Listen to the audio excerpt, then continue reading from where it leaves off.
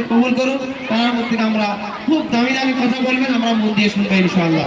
গার্জিয়ানের উদ্দেশ্যে আমরা মন দিয়ে শুনবেন, অনেক কিমতি নসিহত করবেন, ইনশাআল্লাহ আমল করলে আমরা পরবর্তীকালে আরো বড় জায়গায় পৌঁছাতে পারবো।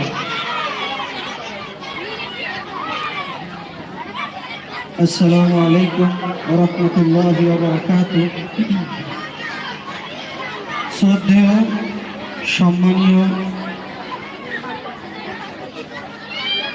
পূর্ব পাঁচগাছিয়া দিনিয়াত মোনাজ্জাম মক্তবের স্নেহের গার্জেনরা ও আমার সামনে বসে থাকা ছোট ছোট কচি কাচারা, এতক্ষণ পর্যন্ত আপনারা দিনিয়াত মোনাজ্জাম মক্তবের বাচ্চাদের প্রোগ্রামগুলো দেখছেন, শুনছেন, অনুভবও করছেন,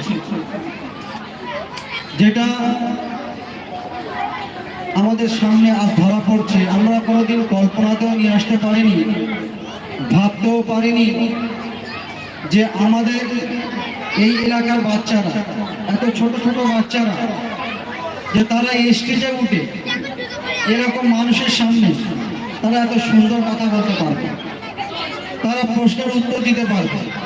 তাদের মধ্যে যে এত সুন্দর প্রতিভা লুকিয়ে আছে, আজ থেকে বিগত 2 বছর আগে কোনোদিন আমরা কল্পনাই করিনি। এটা বাস্তব কিনা আপনারা বলেন, যে আমরা কোনোদিনই ভাবিনি যে আমাদের বাচ্চারা স্টেজে উঠে এত সুন্দর প্রোগ্রাম করবে।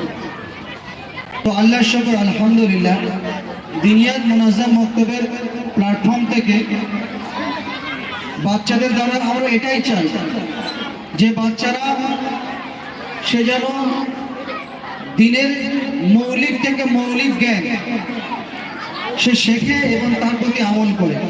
আজকে যে সমস্ত গার্জিয়ানরা আমরা এখানে উপস্থিত হয়েছি, যদি আমরা এই বাচ্চাদের প্রোগ্রাম দেখে আনন্দ অনুভব করি, কিন্তু নেওয়ার মতো মানসিকতা যদি না তৈরি হয়, তাহলে এই প্রোগ্রাম করা বেকার। বাচ্চাদের মধ্যে যে ভালোটুকু আমি দেখতে পাচ্ছি সেটা নেওয়া এবং তা থেকে আমার জীবনকে তৈরি করা।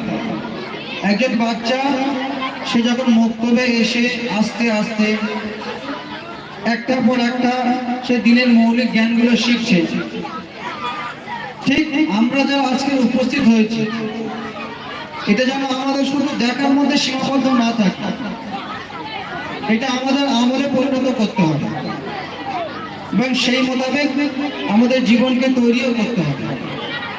মহানবী সাল্লাল্লাহু আলাইহি ওয়াসাল্লামের ছোট্ট ছোট আমল, যেগুলো আমরা কোনোদিন ভাবতেও পারিনি যে এগুলো নবী সাল্লাল্লাহু আলাইহি ওয়াসাল্লাম করতেন।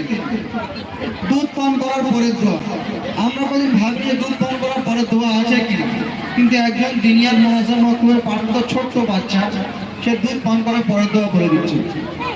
সেই জন্য আমাদেরকে তৈরি হতে হবে, যেমন আমাদের বাচ্চারা শিখছে ঠিক তেমনি আমাদেরকেও তৈরি হতে হবে। এবং এখনো পর্যন্ত যে সমস্ত মা বোনেরা ভাবছেন এটা সকালে মক্তবে যায়, বিকালে মক্তবে কি করে, আজকে কিন্তু আপনার সামনে সেটা পরিষ্কার হয়ে গিয়েছে যে আমাদের বাচ্চারা মক্তবে গিয়ে কি শিখতে পারে।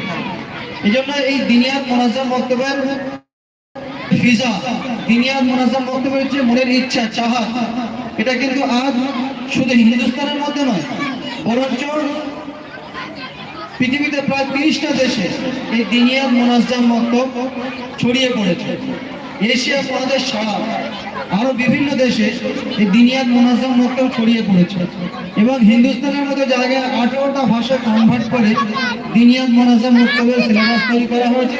এবং সেইভাবে দিনিয়াত মোনাজ্জাম কোনো জায়গায় 5 বছরের সিলেবাস চলছে, কোনো জায়গায় 6 বছর, আমরা যেখানে আছি সেখানে 6 বছরের সিলেবাস শুরু হয়েছে।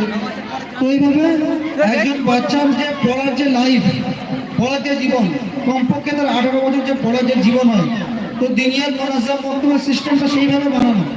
একজন বাচ্চা সেই স্কুল হোক, টিউশন হোক, কলেজ হোক, যতদিন সে তার পড়ার লাইফ থাকবে, দিনিয়াতের সিলেবাসটাও সেইভাবে বানানো হয়েছে।